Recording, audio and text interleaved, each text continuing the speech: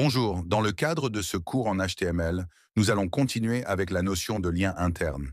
Dans la vidéo précédente, nous avons vu comment naviguer entre deux fichiers d'un même site contenus dans un même dossier. En l'occurrence, nous avons vu comment quitter un fichier de départ, qui était la page d'accueil, pour diriger le visiteur vers un autre fichier contenu dans le même dossier, le fichier menu. Comme vous pouvez le voir à l'écran, le mot lien vers menu avait bien été créé et si on clique dessus, vous pouvez constater que nous sommes bien dirigés vers la page menu. À présent, pour diriger l'utilisateur de cette page menu vers la page d'accueil, c'est-à-dire pour qu'il revienne vers la page où il était, il faut suivre le même procédé.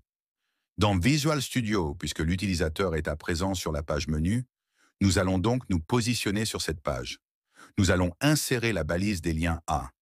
Par défaut, une fois de plus, l'attribut href s'affiche. S'il ne s'affiche pas, il faut de nouveau le mettre.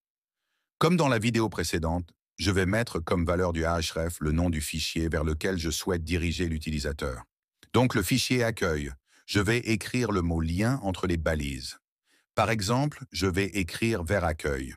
Si j'affiche le résultat sur le web, vous pouvez voir que notre mot lien est bien présent. Si je clique dessus, vous voyez que nous revenons une fois de plus à la page d'accueil. Retenez que cette méthode n'est possible que pour deux fichiers contenus dans un même dossier. Pour aller vers un autre fichier ou quitter ce fichier et revenir, la méthode est la même. À présent, nous allons voir comment quitter un fichier contenu dans un dossier parent pour aller vers un fichier contenu dans un sous-dossier de ce dossier parent. Le dossier parent ici est le dossier 1 et le sous-dossier de ce dossier est le dossier 2. Pour cette partie, nous allons supposer que le visiteur se trouve sur la page menu, mais il souhaite consulter nos recettes.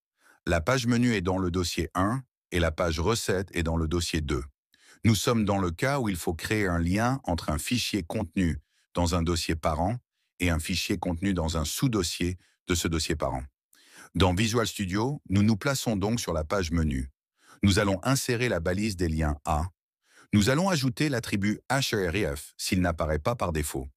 À l'intérieur de cet attribut, nous allons écrire le nom du dossier vers lequel nous souhaitons être dirigés, donc le dossier recettes.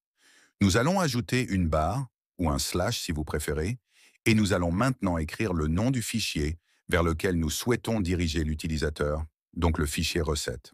Entre la balise ouvrante et fermante, nous allons écrire le mot lien, donc vers recettes. Pour reculer et quitter un fichier pour aller vers un fichier contenu dans un sous-dossier, nous écrivons le nom du sous-dossier, une barre, et nous écrivons le nom du fichier vers lequel nous souhaitons diriger l'utilisateur. Si j'affiche le résultat sur le web, vous pouvez voir que notre mot lien est bien présent. Et si je clique dessus, vous voyez que nous sommes bien dirigés vers la page recette. Dans ce cas de figure, nous descendons pour aller trouver un dossier. Maintenant, supposons que le visiteur est sur la page recette, mais il a envie de remonter vers la page menu. La procédure est la suivante. Nous écrivons deux points, une barre, et nous mettons le nom du fichier vers lequel nous souhaitons diriger le visiteur. Les deux points symbolisent simplement le fait de remonter d'un dossier. Si, par exemple, nous étions dans un sous-sous-dossier, nous allions mettre deux points, une barre, deux points encore, et une barre avant de mettre le nom du fichier. De toute façon, nous allons voir cela dans la prochaine vidéo. Donc ici, puisque nous souhaitons revenir vers la page menu, nous écrivons la balise des liens A. Une fois de plus, par défaut, l'attribut href se crée et il suffit de mettre les deux points, une barre, et le nom du fichier menu. Entre la balise ouvrante et la balise fermante, nous allons écrire notre mot lien. Par exemple, je vais écrire « retour menu ». Si j'affiche le résultat sur le web, vous pouvez voir que notre mot lien est bien présent. Si je clique dessus, vous voyez que nous revenons bel et bien vers la page menu